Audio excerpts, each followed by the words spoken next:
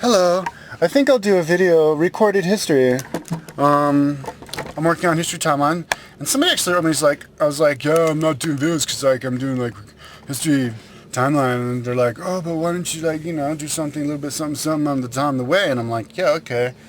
So, yeah, I guess I'll do, recorded history. I'll do, a video called Recorded History. So, record history. Well, as far as my time is concerned, record history, I have record history start at 5000 BC, which is 7,000 years ago. Yes, I have 2 pages. I have 3 pages. I have Millennium. Actually, I have 4 pages. I have Millennium, which is everything from beginning of years until record history. No, I have 5 pages, I guess. Because I have the Millennium, and then I have 500-year block, where one thing across the page is 500 years. And, no, 5,000 years. Because one thing is 1,000 years. 1 column, 5 column is 1,000 years, so it's 5,000 years in the block. Just so that you can kind of step back a little bit and look at it that way. And then I have BC from record history, 5,000 BC, and then AD, and then future. Because part of my timeline is going to have to do with future. Fill in the blanks for future, for the next 100 years and the next 5,000 years. And then you redo another one every year. You do another one, you revamp it, so then you can compare back in time, how did my predictions change from year to year, what was I right about, what was I wrong about, and hopefully everybody will do that, so that we can get an idea about what people thought about what the future was going to behold, because, back in the 60s, people were pretty spot on about the future, flying cars, electric cars, Skype. I remember seeing Buck Rogers one day in the 70s and fucking somebody's doing Skype, So, but I think they thought that stuff was going to happen faster, maybe by the year 2000 we're going to have electric cars. Yeah, right. Flying cars by year 2000. Maybe by the year 2100. Hopefully. Hopefully we won't have electric cars anytime soon. Because I don't have any fucking way to make money. So 5,000 BC. But really, recorded history starts at about 3,300 BC. That's when, 3,200 BC. That's when, the Indus Valley civilization suddenly popped out of nowhere, started going. That's what date the grid of the city that they found dates to, from doing carbon-14 dating of finding, burnt out embers and stuff from their fires. Carbon-14, from the date that the tree dies is when the carbon starts to release atoms, photons at a certain interval. I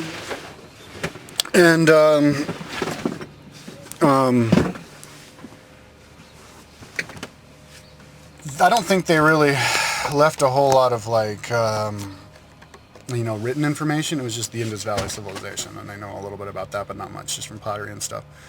But that time, that's when the Mesopotamia got going, and they did have written language called cuneiform.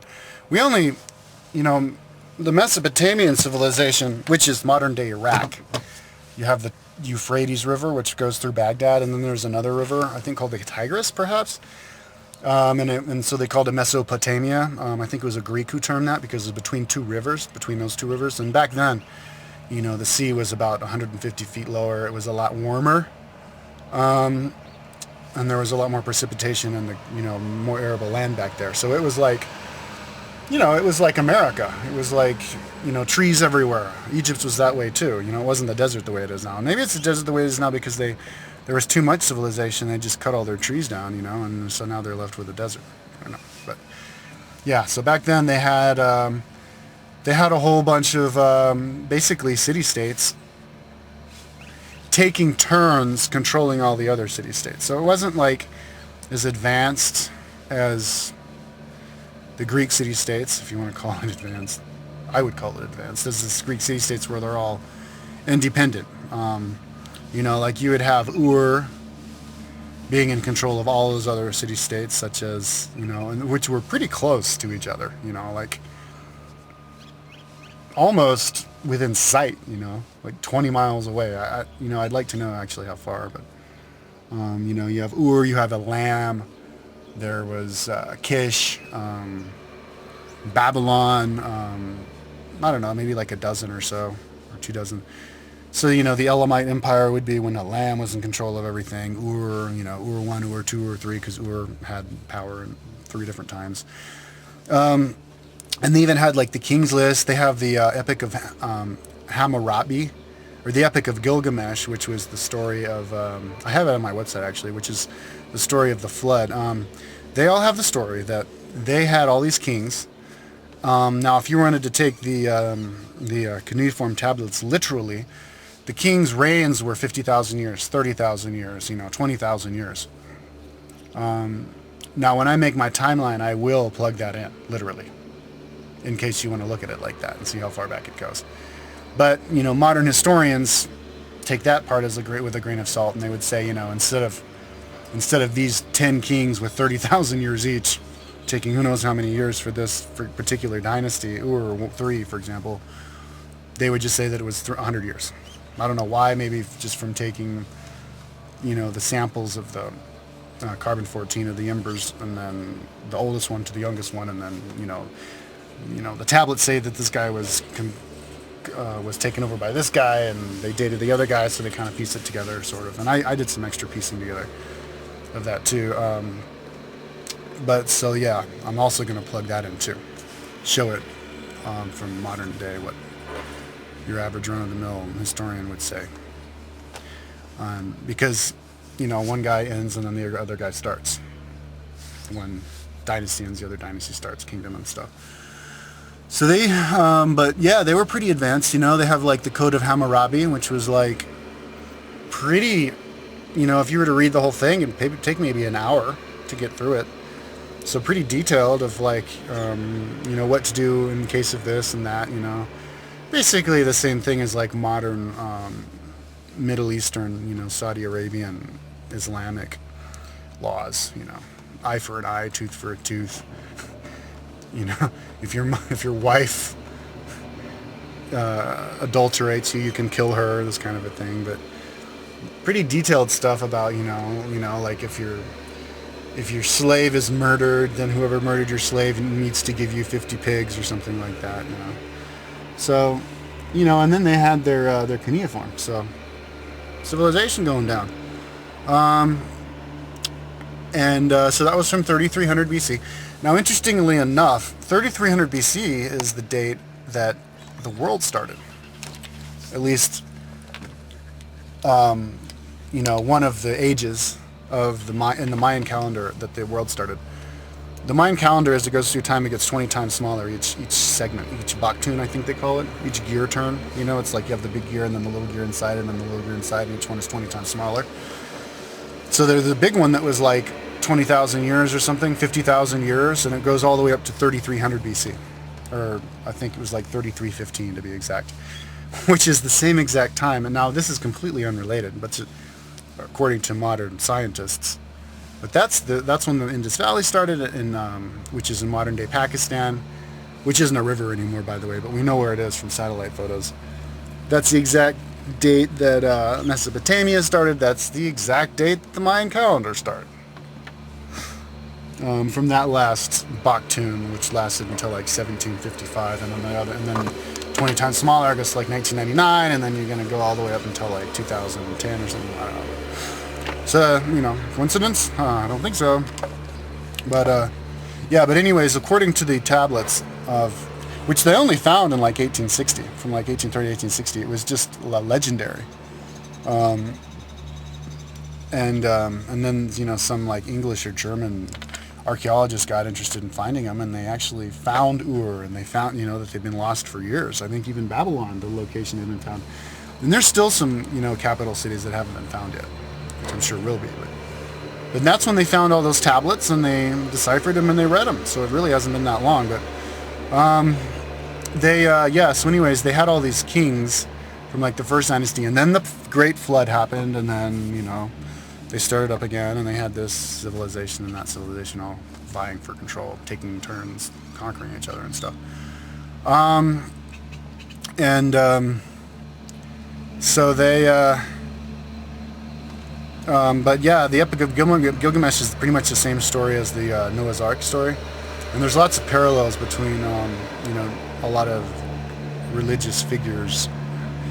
So it's kind of like stealing each other's stories, like you don't really want to take it totally literally as far as all the things that happen in the Bible and stuff, because even the dates, if you were to look at, when, Moses lived, for example, or any of those other, like, the elders, who lived 1,000 years, 900 years, the direct descendants of Adam. If you look at the dates on like Wikipedia, well, it's like, which one am I going to trust? Am I gonna believe the archaeologists? Am I gonna believe these Jews, the other Jews, the Christians? They're all different dates. So I basically chose the date that's kind of like modern consensus date, the one that most people believe. But so yeah, it's not like, if somebody's got some crazy theory about the past, you want to listen to him, hear him out, instead of just be like, oh, but that's not what I was raised to believe, so fuck you. So anyways, those elders and those guys, they lived up until maybe or just before Moses.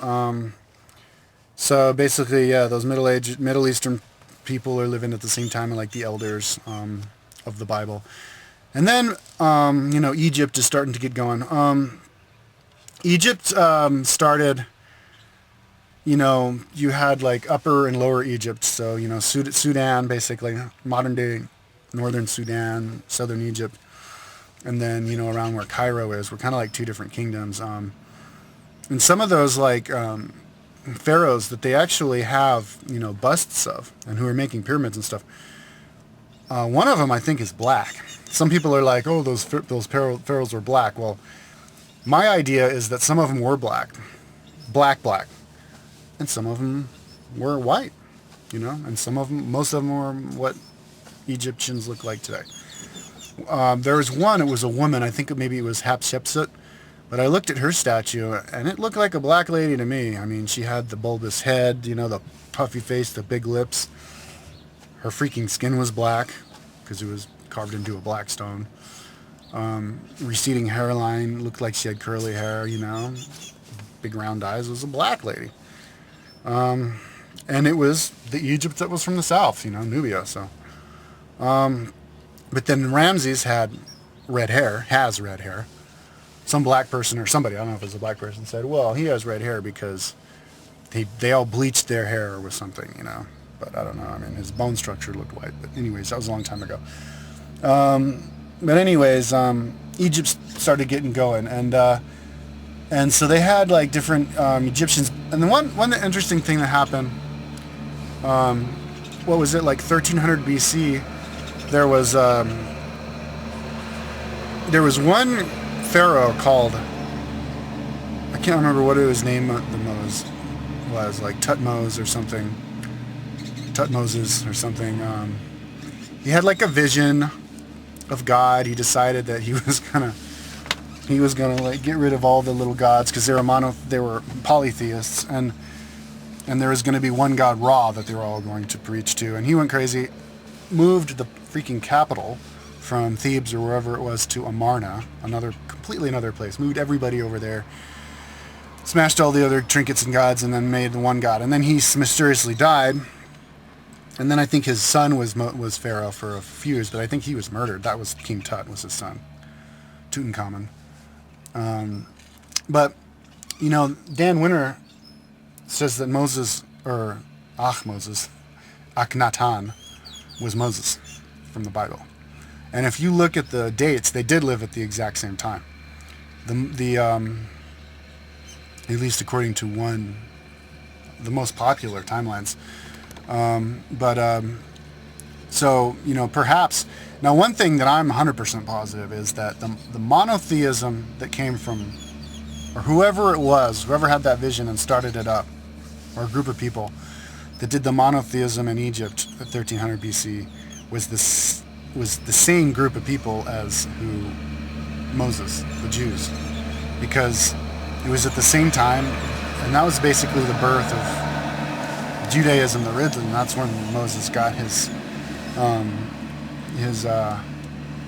tablets from God, and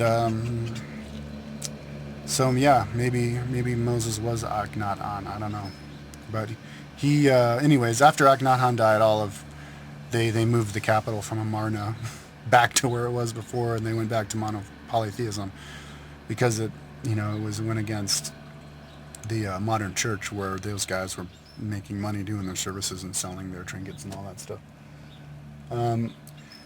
But the whole question of monotheism versus polytheism and those olden days is an interesting thing to contemplate.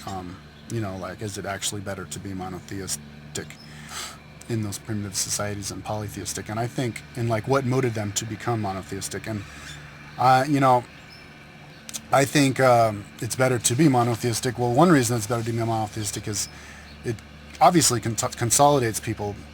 All you have to do is look at the Jews. Look how consolidated they have been for so long. They're the only group of people who exist to this day who you can trace back that far back and have their family story go down that far back. And it's because they all had one God that they prayed to. They had that consolidarity. If you have all the different gods, then it's like when you take over a group of people, then you want to smash their gods and smash them.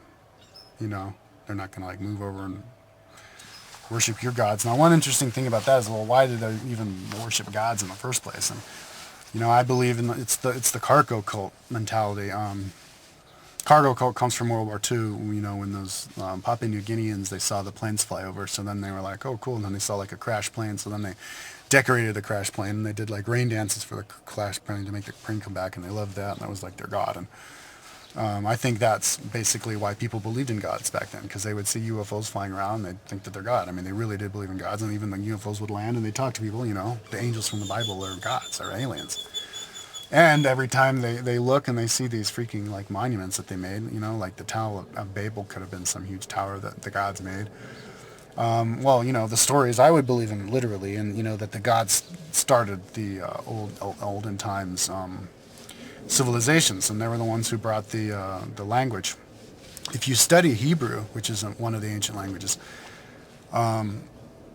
it's too advanced. It's not like a language. Their lettering system, their alphabet is not something that kind of evolved into existence the way that a lot of, say, numbers do, or letters, even in the Latin alphabet, mainly the Chinese alphabet, where like the original one for elk would be like a drawing of an elk, and then it kind of becomes simpler, and then now it's just kind of like 2 lines that go up and then 4 that go up like that. You see how it have developed, Well, the Hebrew alphabet isn't like that. The Hebrew alphabet pretty much is the same now as it always been. It appeared fully formed in a very in a developed way that you couldn't just kind of stumble across it. Like every letter in the alphabet is kind of like this one shape, this one like physically sacred shape, turned in a different angle, and I don't know. So I think those languages, and I mean, cuneiform was a simple something that you could trace. So I think that they did invent a lot of that, but a lot of stuff from their society was actually given to them by the aliens.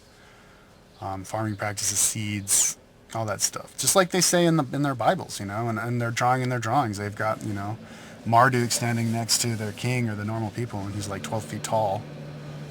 I think that they're aliens, and there's some people, and that's where that whole divine right of the king comes from, man. Divine right of, I'm got the blood of the gods, and you're gonna believe me because I'm. And it goes to this day, I mean, with the whole like, and I don't want to get too much into like conspiracy theory. I like to continue on with history, but the whole idea of like multinational corporations and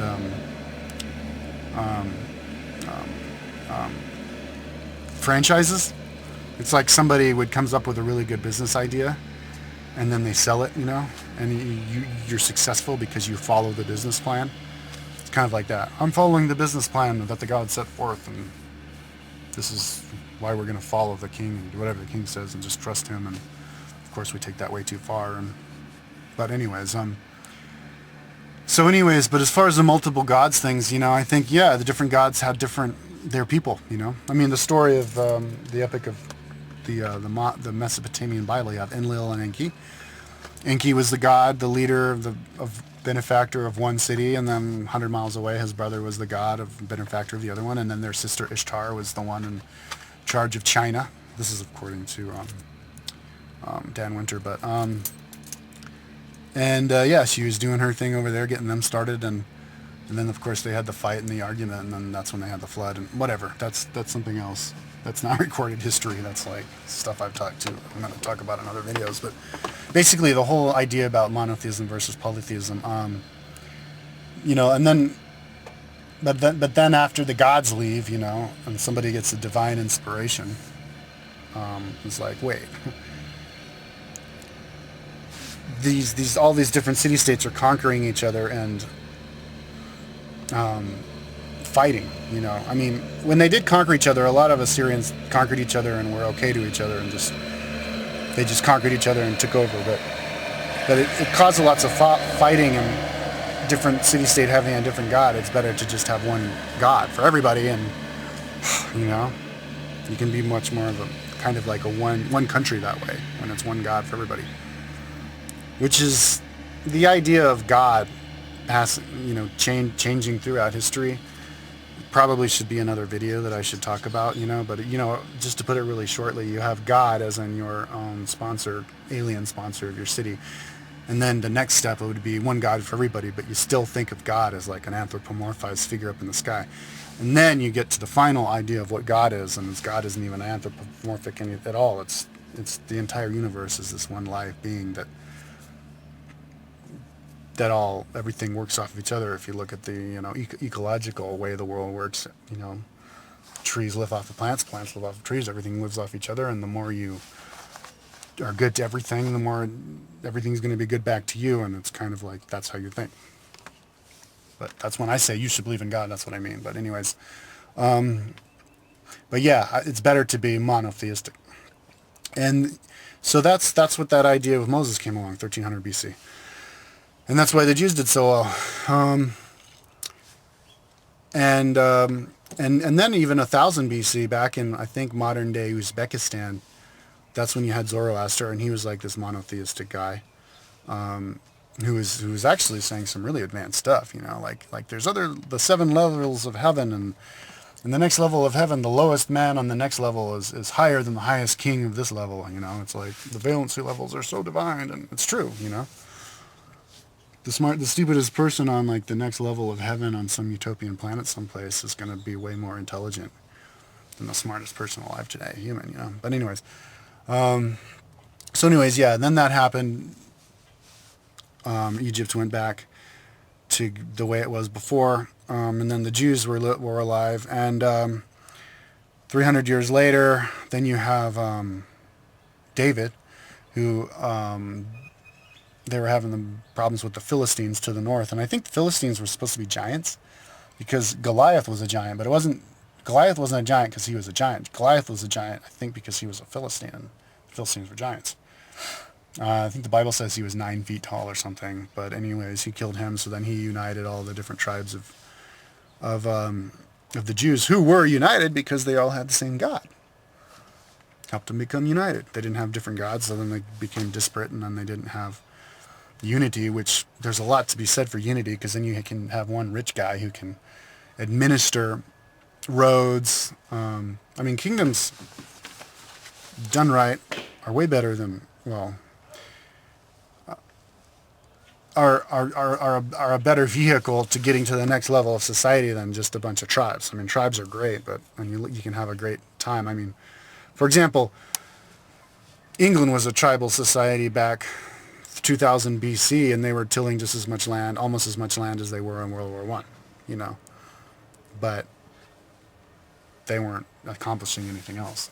So anyways, having a kingdom is good, because one rich guy, he can create roads, a language, hire people to make discoveries and inventions, and keep out invading tribes who would come in and completely destroy society, which has happened, and I'll talk about that later. But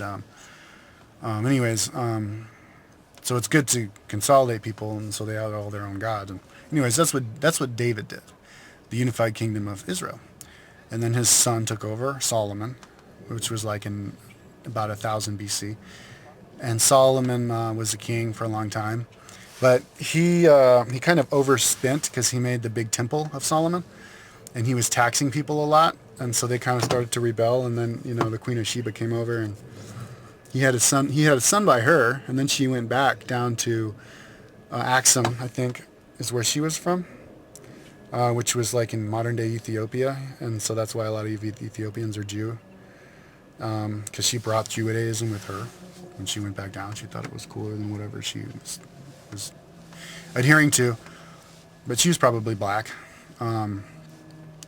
But he was a little bit too tolerant of other gods, because he was doing a lot of trade with neighboring Philistines and Sumerian and Assyrians and stuff, and or whoever was in control back then, because Assur was a city, I think, from modern day, somewhere in Mesopotamia, modern day Iraq, and then the Hittites from Hattusia, because a lot of these like empires and kingdoms were named after the city that ruled it, and some of them were named after the guy who started the empire, but then he named his city after him, and then the empire was named after the city. So Hittites were from Hattusia, which is in Turkey. Speaking of them, they fought the Egyptians one time, and I think it was them who brought the Egyptians out of the Neolithic age. Neolithic age is when people are using stones. Lithic means stone in Greek.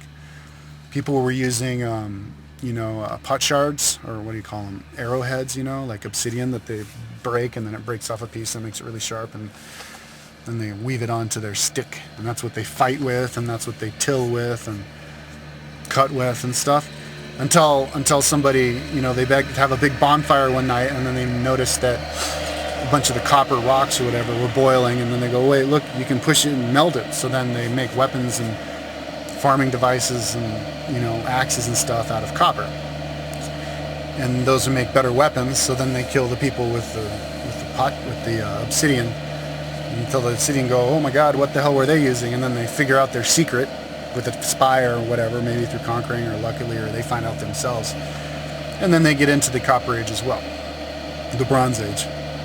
So I think the Egyptians were in the Bronze Age up until Ramses the Great, which basically tells you, I think Ramses came after Khufu, which was 2500 BC is when they said the Great Pyramid was built. And the freaking Bronze Age, give me a break. There's no way they were going to make the pyramid. See, that's why these people believed in gods and the aliens and stuff, because they're looking up at the Great Pyramid all the time. They're going, how the hell did they build that? The gods, obviously. They're reminded. And now, for some reason, we get some kind of weird amnesia, where we think that some crazy freaking loincloth freaking Bronze Age motherfucker could have built the Great Pyramid. Even though they find freaking iron bits sticking out of the inside of the Great Pyramid, the little robot that went up the air hole went and peeked down and saw it. But anyways, Ramses the Great had a big battle. I think it was Ramses the Great. Had a big battle with the Hittites from Turkey, Hattusia. And the Hittites by then had discovered the Iron Age, which is the next step up from the Bronze Age. Somebody has a bigger bonfire, or they do some experimenting, and they figure out how to make iron, which takes a bigger fire and